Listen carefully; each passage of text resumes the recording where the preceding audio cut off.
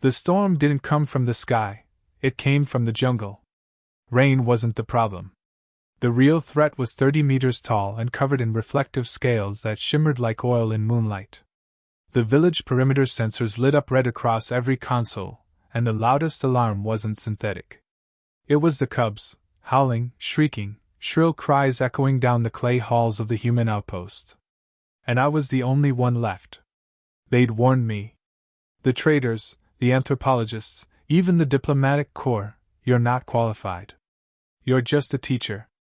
But now, with the jungle pulsing and the alien young trembling in a ring around me, I wasn't just a teacher. I was their line of defense. Their caretaker. Their last chance. And this all started because a predator asked for my help. 6 weeks ago, my biggest problem was whether to include cursive in the planetary curriculum. Earth's Department of Interstellar Cultural Exchange had posted an education assistant opportunity on Varela 9, one of those safe colonies they touted as ideal for peaceful interaction with non-human species. I'd signed up, not for adventure or danger, but because I needed a break. Earth had become loud, cynical. Out here, I thought I'd teach a few alien children how to write letters, maybe learn a thing or two about their customs, and eventually come home with a great story. I didn't expect to meet a Turathi. She towered over me, eyes like dark oceans under a mask of iridescent plates. The translator around her throat clicked every few seconds as it processed her vocalizations.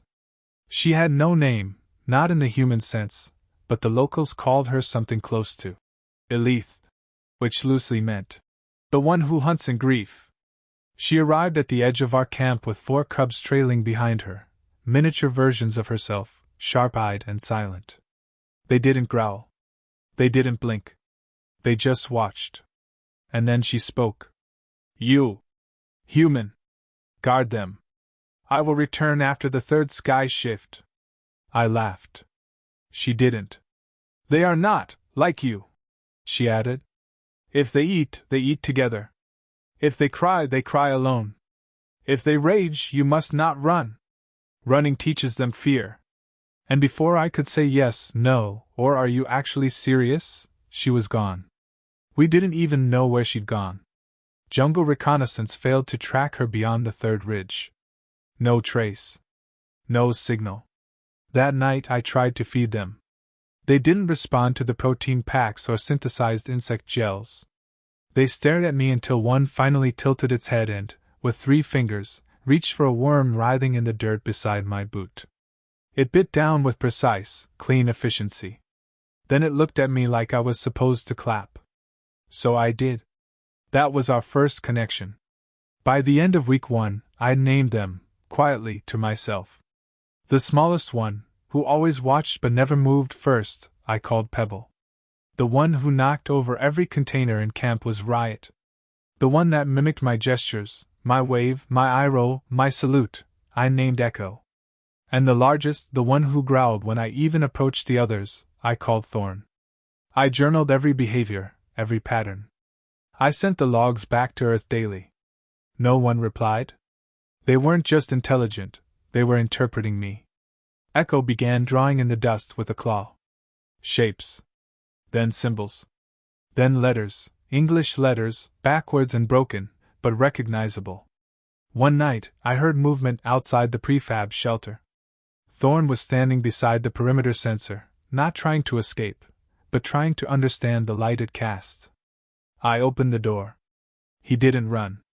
He pointed to the red light, then to his chest. Then to the jungle.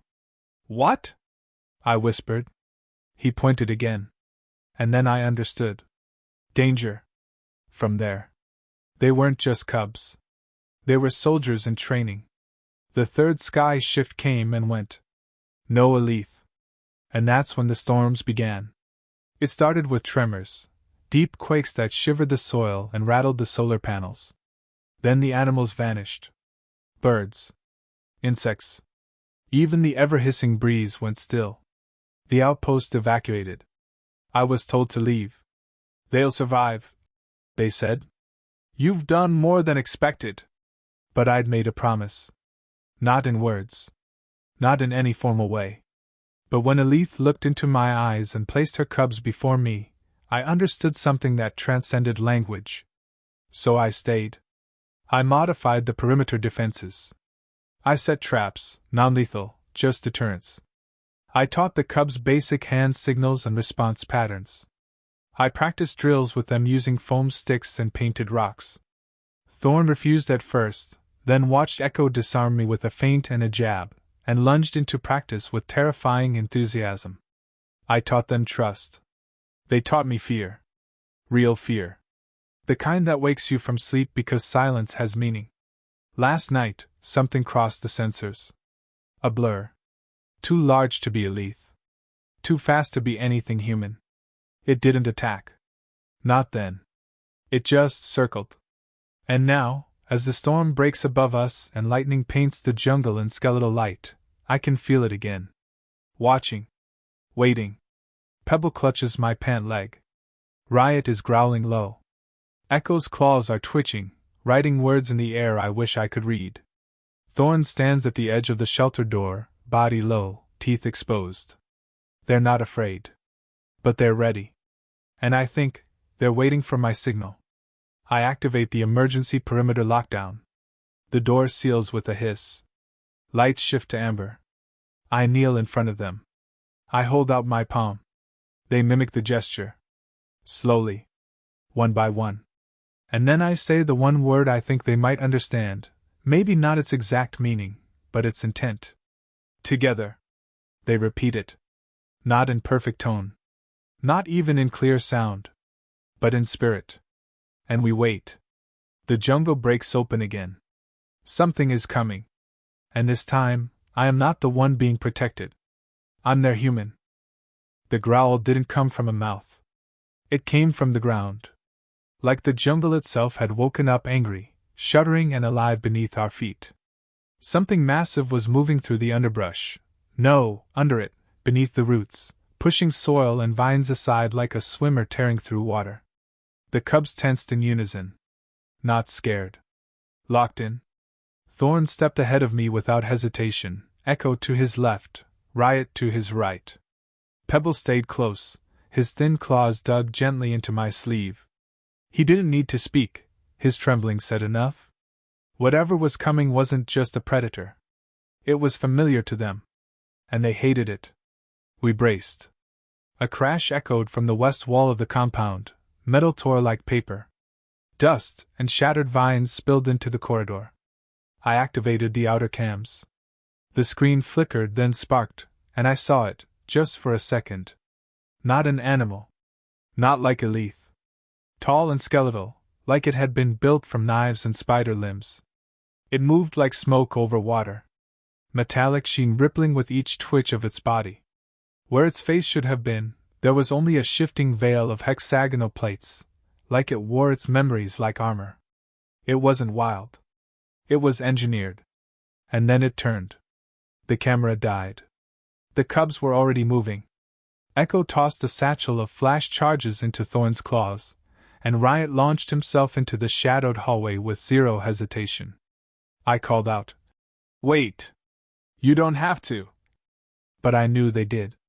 This wasn't about me anymore. This was their past coming home. I grabbed what I could, a plasma torch, an outdated shock pistol, the only comm unit left. Static. Of course. I sealed the inner door behind me and ran. By the time I reached the corridor breach, I nearly tripped over Riot. He was crouched against the wall, bleeding from a shallow gash in his shoulder, but his eyes were laser-focused. Ahead, Echo was drawing a map into the dust with one hand while gesturing with the other, code signals I barely understood. Riot tapped his own chest twice, nodded, and rolled back into the hallway. That's when I realized something terrifying. They were executing formation maneuvers. With training I never taught them. And they were trained to fight this. I ducked behind a support beam and peeked. The creature, if you could call it that, was moving slow now. Calculating. Its limbs clung to the walls and ceiling with unnatural ease, head twitching like it was sniffing thoughts out of the air. One clawed appendage lifted, and a sudden pulse of sound ripped through the hallway. The walls rippled. Concrete buckled. Sonar. But psychic. Pebble, tucked beside me, winced and covered his head. I reached over, gripping his shoulder gently, pulling him closer. "You're okay," I whispered. "You're safe." He looked up, then pressed a claw to my chest. Not safe. Needed. I didn't have time to ask what that meant, because Thorn came flying out of the darkness with a scream that made my bones rattle. He landed on the creature's back, driving a spike of sharpened alloy straight into its shoulder. The beast shrieked, not in pain, but rage. Its back arched, limbs flailing to dislodge Thorn. Echo darted in from below, rolling between its legs and slamming a glowing disc onto the underside of its abdomen. EMP charge. Where the hell did they get that? The creature convulsed, fell against the wall, screeched again, but kept moving. Slower. Damaged. But still terrifying. That's when it looked at me. And stopped. My breath caught. The creature stared, its faceplates shifting. Not eyes. Not exactly. But I felt its gaze. It tilted its head. The hexagons shimmered. And then, to my horror, it spoke. Not aloud. Inside. "You do not belong here. This is not your purpose. They are not yours." I staggered back. My ears rang, and Pebble screamed. Then it projected, memories not mine. Images. Elith, kneeling before something like this beast. Handing over her cubs. Then breaking rank. Fleeing. Betrayal. This wasn't just a predator. It was part of what trained them. It had come to retrieve what it saw as its own. I looked down at Pebble, who stared at me with tears that shimmered like liquid light. He shook his head. "No," I said. "Not anymore." I stepped in front of him, shock pistol raised. I'd never fired it in combat. I'd barely passed the certification. But I wasn't backing down. The creature lunged. And Echo moved faster. He didn't attack. He screamed. A howl that hit frequencies I didn't know existed. The walls shook. The lights burst overhead. And the creature froze mid-leap, its limbs convulsing, the air vibrating around us like we were inside a drum. It stumbled. And Thorn tackled it into the side hallway, both of them vanishing in a tangle of claws and rage. We gave chase. Pebble clung to me, his breath shallow. We reached the west corridor just as Riot slid into view, limping, but alive. Echo skidded in beside him, panting, pointing toward the service lift shaft. Smoke. Sparks. Blood blue, glowing, and unnatural. No Thorn. I cursed under my breath and kicked the override. The lift was stuck mid-shaft. Halfway up the wall, the creature hung there, damaged but not dying. It had Thorn pinned against the lift cable, claw at his throat. Thorn wasn't afraid. He was snarling, daring it to finish the job. I didn't think. I acted. The pistol hummed. I took the shot. It struck the creature in the side of the head. Electricity arced down its body. It spasmed and dropped Thorn. But then it turned to me, and I felt it in my head again. "This is not your war." But I had an answer now. "It is now." And Pebble, quiet, scared Pebble, leapt from my arms and bit the thing's neck. It screamed. Not from pain. From betrayal. Thorn didn't hesitate. He pulled the emergency cable release. The lift dropped, crushing the creature between steel and stone. It twitched once, and then fell silent. We didn't cheer. We didn't speak. We just breathed. Thorn climbed out slowly, covered in glowing ichor. Riot limped over and placed a clawed hand on my shoulder. Echo began carving something into the wall, this time not a letter, but a symbol. Circular. Protective. A sigil of survival. And Pebble? Pebble didn't let go of me all night. Later, I patched up their wounds. Thorn refused sedative. Riot needed minor surgery. I did what I could. But then we found the data core embedded in the creature's spine. Not just memories. Orders. The Tlurothi cubs had been marked for reclamation. Why? Because they were too human. Too independent. Too emotional. Too curious. Elith hadn't just trusted me to keep them safe. She'd chosen to protect them from their own kind. Because she knew. If they returned home, they'd be reprogrammed. Broken. Erased. And she'd rather lose them than let that happen. They slept around me that night like a protective ring. I stared at the data logs for hours. Then I began writing. Not a report. Not to Earth. But to her. To Elith. Wherever she was, I needed her to know. They were safe. They were growing. They weren't weapons anymore. They were children. And they were mine now, too. The skies didn't change color. They didn't need to. The silence was warning enough.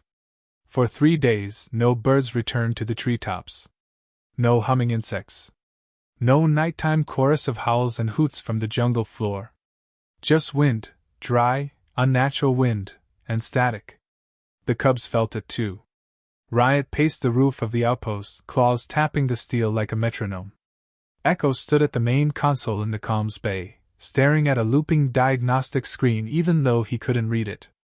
Pebble refused to leave my side. And Thorn sharpened his weapons. I should have left when I had the chance. But the problem was, this wasn't just their fight anymore. It had become ours. I didn't sleep much the third night. I lay under the emergency tarp in the center of the barracks, the cubs forming a loose circle around me, their breathing steady. They were growing, taller, stronger, more coordinated. Echo's claws could now carve through carbon steel. Riot's leaps cleared 3-meter gaps. Pebble no longer trembled when alarms sounded. And Thorn, he didn't feel like a cub anymore. He felt like a soldier. But none of that mattered when I saw the sky blink. Literally. Just after midnight, one of the stars disappeared. Then another. Then a grid of them flickered like faulty bulbs in a night sky ceiling. I ran to the scanner dish and activated the backup uplink. The signal cracked to life. The AI interface blinked red, trying to process the data. 2 ships. Plurathi architecture. Cloaked until re-entry. Atmospheric burn detected. Heat signatures minimal. They weren't sending a rescue. They were sending reclaimers. And this time, I knew I wasn't the target. The cubs were. You said they were safe. I whispered to the screen. My own voice sounded hollow in the comms room. Echo had followed me. He watched me carefully. He reached out and tapped the edge of the console. And then, slowly, deliberately, he pulled something from his pouch. It was a chip. Old. Burned at the edges. One of the data shards we'd found in the creature's neural implant. I hadn't been able to decode it. Echo held it up to the console. I stared. You want me to load it?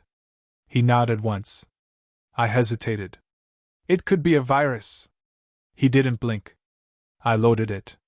The hologram flickered to life. A Tlurathi War Council chamber, black stone walls and purple light. Elise stood before a tribunal, her body rigid, voice cold. They are not ready, she said. You are not their creator, one of the figures replied. I am their mother, she said. You were their handler. You are replaceable. The footage jumped.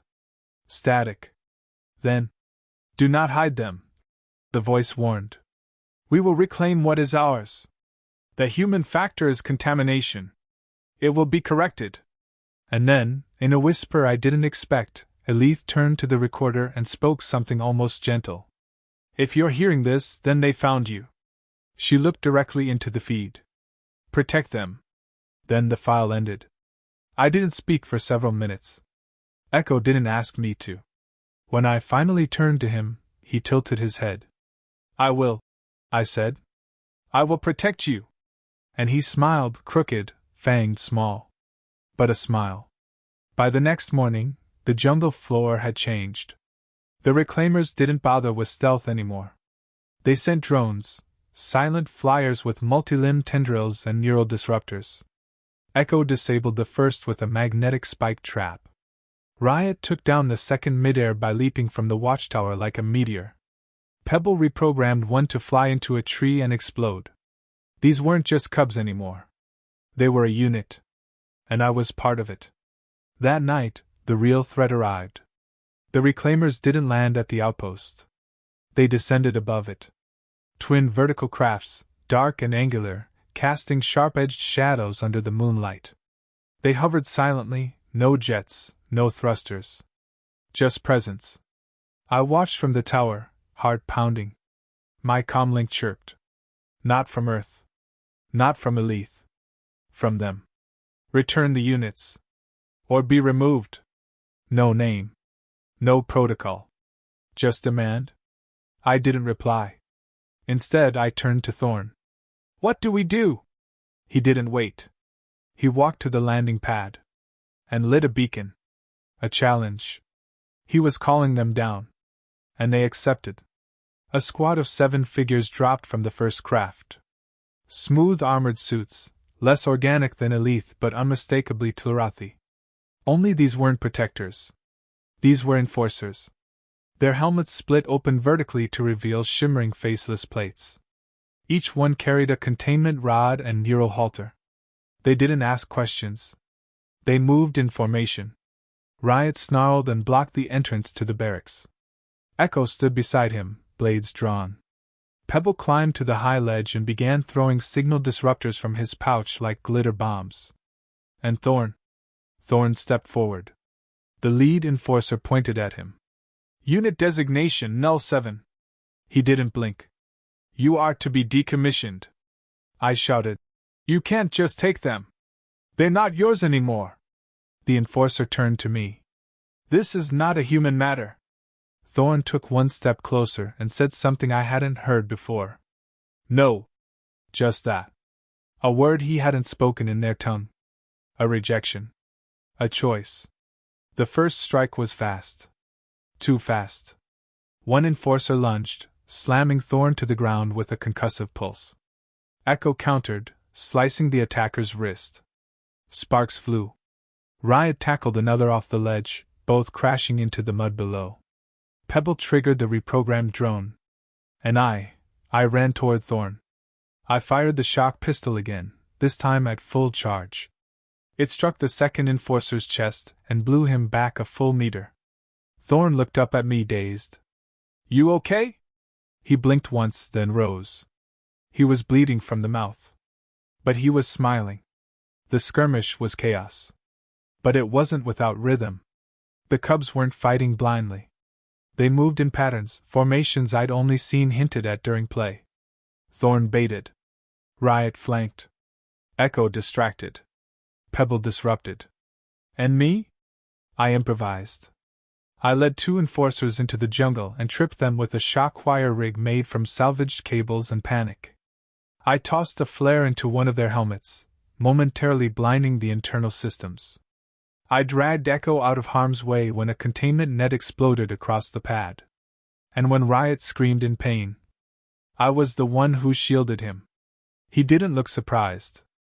By the end of the fight, only one enforcer stood. He looked around at the chaos. Then slowly dropped his weapon. And spoke in our language. They chose you. He nodded once toward the cubs. Then I won't stop them. He turned and vanished into the jungle, leaving the wreckage behind. The ships remained. But they didn't fire. They rose. And disappeared into the stars. That night I stitched wounds. Riot needed his leg bound. Thorn's ribs were cracked. Echo's arm was out of socket. I popped it back with a yell and a growl from both of us. Pebble didn't have a scratch. I asked him why. He pointed at me. I stayed by the human. And then he laughed. A real, bubbling sound that echoed through the trees. Riot looked over. What's that noise? I shrugged. Happiness. Thorn just grunted and said, strange. But none of them said it was wrong. Later, I sat at the edge of the compound with Thorn. We stared up at the stars. Why didn't they kill us? I asked. He shrugged, then said, maybe we are not what they wanted. The jungle stirred again, but this time, it didn't bring fear. It brought a memory. At first, we thought it was another drone, another ship. The perimeter sensors glowed blue, not red. No alarms blared. Just a low, harmonic hum that rose up through the forest canopy like a song underwater. The cubs stopped whatever they were doing and turned their heads in unison. Pebble whispered it first. Mother! None of us had said that word in weeks. But none of us had forgotten her. The ship that arrived wasn't like the others. It didn't hover with menace or deploy anything. It simply landed. Gracefully. Silently. A single figure emerged as the side of the hull folded open like a flower. Tall. Still. Familiar. The sunlight refracted across her layered skin like a living prism. But her presence, her energy, felt different. Not a predator. Not a commander. Just Elith. She said nothing as she walked through the wreckage of what the reclaimers had left behind. Her eyes passed over the ruined enforcer suits, the broken drones, the charred lift shaft. Her jaw tightened slightly at the sight of a deep scar etched into Thorn's shoulder. But she didn't speak. Not until she saw me. You survived. Her translator stuttered as if uncertain how to process the word. I did, I said. So did they. Elitha's gaze shifted from me to the cubs behind me.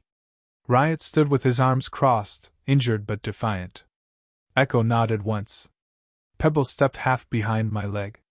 And Thorn? Thorn stepped forward. He didn't bow. He didn't growl. He just looked at her. And waited. She finally spoke again.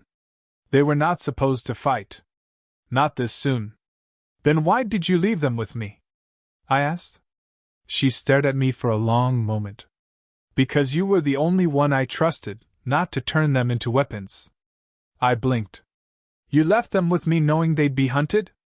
I left them with you because you were the only variable I couldn't predict. Her voice was steady now. And that's what they needed. Unpredictability. Emotion. Humanity. She stepped closer. I watched the recordings. The Reclaimers' data feeds. Your comm logs. Your lessons. She looked at Pebble, then Echo. I had hoped, but I didn't expect this. I swallowed. Then what now? I came to take them back. Riot growled. Elith held up one hand. Not for training. Not for control. I came to ask. That stopped everyone cold. Ask? Tlurathi didn't ask anything. Not from cubs. Not from humans. Not from anyone. But Elith looked each of them in the eye, one by one. You are not property. You are not units. You are not mine. Not anymore. If you choose to stay with the human. She glanced at me, emotion flickering behind her eyes. I will honor that. Silence fell. No one moved. Then Thorn spoke. Why now? Elith exhaled, a hiss more of sorrow than breath. Because I saw what they tried to do to you. What I helped build. What I was. She glanced at the mangled helmet of a dead enforcer. And because something you said stayed with me. Thorn tilted his head. I said nothing. No, she said. But you refused. She stepped forward, eyes shining. You said no. A Tlurathi cub that says no is a miracle. Or a threat. And I chose to see it as the former. Pebble stepped forward. I don't want to leave. Echo nodded. Riot crossed his arms tighter. This is our place now. All eyes turned to Thorn. He looked between them, then at me. Then at Elith. Then he said, We stay. Elith closed her eyes. Not with disappointment. But relief. Then she turned to me. They'll need protection. They're exposed now. The others will not stop. Reclaimers will return. Stronger. Angrier. I know, I said. But they'll also come for you. I paused. Then I'll teach them to stand for me, too. That night, Elise stayed at the edge of the camp. She didn't enter. She didn't eat. She didn't sleep. But she watched. From the shadows, she observed the cubs helping one another dress wounds, rewire security grids, fix broken shelter walls. She saw Riot laugh when Echo tripped over a box. She saw Pebble help me cook, carefully watching how I flipped the heat stones. She saw Thorn sit beside me. Quiet. Calm. She didn't interrupt. She just stood witness. At sunrise, she prepared to leave. I walked with her to the edge of the clearing. You could stay, I said. I can't, she replied. I was part of the system that built what tried to destroy you. The Council still believes this experiment is a contamination. I sighed. Then we'll keep contaminating. She chuckled, a strange, clicking sound that was probably as close to a laugh as she'd ever make. You've changed them, she said. They changed me, I replied. She looked skyward, then back at me. I may not be able to protect them, but I can distract the next wave. My chest tightened. You'll be hunted too. I already am. She handed me a chip. Coordinates. A friend. Not Turathi. But he owes me. She started to turn. Then hesitated. Human. Yeah? They trust you with their lives. I nodded. I know. She looked back one last time. Don't break that. And then she was gone. Her ship rose like a ghost through the trees, vanishing into morning mist. The jungle didn't stir again. But we did. That afternoon, I rebuilt the southern wall. Thorn helped lift the beams.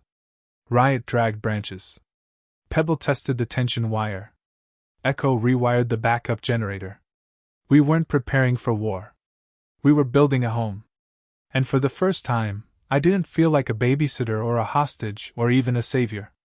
I felt like family. Later, we sat around the fire pit. No alarms. No plans. Just stars. I passed them handwritten papers. Letters, names, stories from Earth. Pebble tried to write his name with a charcoal stick. He spelled it upside down. We all laughed. Riot threw a fruit at me. Echo caught it midair. Thorn asked me the one question he never asked before. What were you before? I paused. I was just a teacher. He thought for a moment. Then said, You still are. That night, I didn't write a report. I didn't file a log. I wrote something else. A sentence. Something that, someday, someone else would find and maybe understand. I wrote.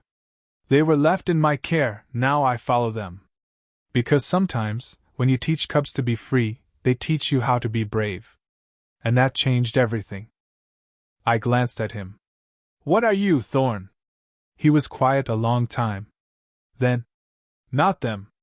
Not you. Something new. I smiled. I like that.